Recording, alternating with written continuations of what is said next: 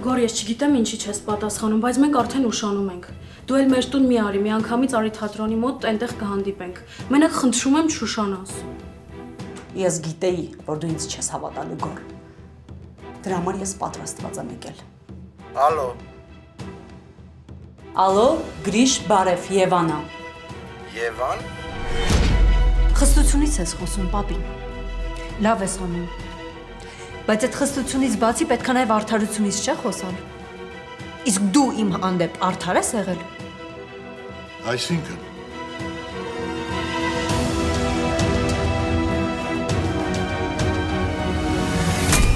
Ծով աչքերի պատճառով երկուշաբթի օրը Armenia Premium-ի եթերում։